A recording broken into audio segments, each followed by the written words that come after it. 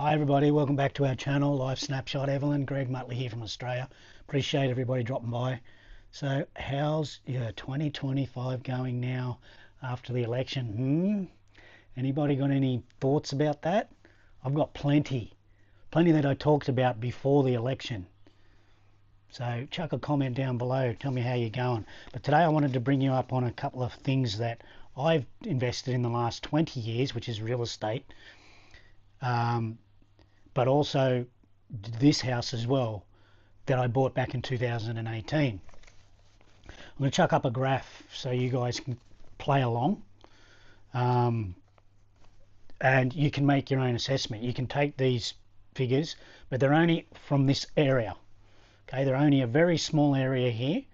There is no job prospects here. There's no infrastructure. This is not an area that you want to pick up and move and try and look for a job or start a career or anything like that. It's very difficult to get around. There's no train services. There's basically no jobs here. There is, but you need to travel a long way. It's a good place for retirements. It's a good place, as you can see, it's nice and quiet. There's a guy working on his house just there, but it's very quiet. And the house prices here, just in the last 10 years, have taken off. 50 years prior to that, they've done nothing, and I know that because my parents owned a house here back in 1963. So let's get into it. If you look at this chart, you'll find that between 2005 and 2010, median prices actually went down. Okay, the lowest price climbed, the high price dropped. Okay, check it out. You can have a look at it. Growth. So basically you made a decent investment if you bought a cheap home back in 2005 opposed to buying a more expensive home. So from 2005 to 2010 it was better off that you bought a cheap home, maybe not on the lake here, somewhere in you know, out the back where it's kind of hidden away, near the bushfire area. You did well then, okay? Whereas you bought a house on the lake here or something like that back then, you would have lost money, right? In a 5-year period I'm talking. Now from 2010 to 2015, median prices went up just a little bit, about 8%, okay, over the 2010 to 2015 period, give or take, of course. Lower price climbed again, but the highest price jumped by 50%. So now you can see a trend changing from 2005 to basically 2015, a 10-year period where the lowest prices is still going up. You still made a decent investment, but something on the lake now after a 10-year period is actually starting to get momentum, and they're now starting to become more of a better investment. 2015 to 2020 gets interesting. Okay, there's a lot to see there, and I hope that you have a look at that graph and work a few things out yourself, and especially take this graph and look at your area and see if it's different. I guarantee it'll be a lot different if you live closer to the city. It'll actually be more of an eye-opener to see the lowest to the highest. Now 2015 to 2020, there was a jump in the median price by 70%. Okay, so that's huge. That's basically every single home here jumped roughly 70%. Now, there's a couple of things you've got to remember here as I go on, and I'm going to come back to it. Okay, lowest price actually dropped back to 2005 if you look at that graph. So we've gone all the way to almost 2020, and the lowest price has now dropped back to over what it was 10, 15 years ago prior, right? It's a very interesting point. But the high price jumped 500%. So these figures, you need to really take it all into effect of how much money you've got and what the long-term investment you want as a home that you're going to live in, or an investment home that you need to take into consideration. 2023, you see that the graph stops there, but I'll give you some insights of what it is today. 2023, the median price was $730,000, an increase of about 15%, give or take. Low now is 600,000. That was what the high was back in 2005. Can you believe that? Median price today is about 860,000 in this area, 2025. That's over double your investment in 20 years ago. So in an area that doesn't show much growth, hasn't in the last 50 years, because people don't move here for job prospects or because there's a good infrastructure or there's, you know, a lot to do here. They move here because they're on a retirement plan, or they buy a holiday home. That's basically the only two people that live here. But still, the investment you made 20 years ago is pretty much 2.5 times itself. Not a bad investment if you ask me. Now, just so you know, over that period, just remember what happened. We had 2005, we didn't come long out of what was going on in America with the Twin Towers. Rest in peace, all those people. Sorry to bring that up, but that was a huge thing back then, and people were still feeling the after effects of that. Then we had 2008, the GFC, the global financial crash, and all the stock markets crashed, prices, everything went up, you know, investments, gold, everything just kind of crashed, and that was a huge thing worldwide. We also had the pandemic, COVID, which didn't really affect anything.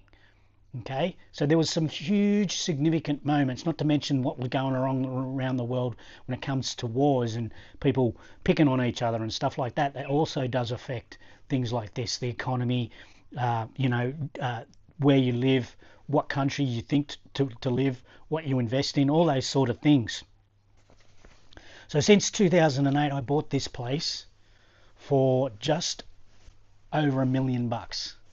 Okay, it was 1,010,000, 970,000.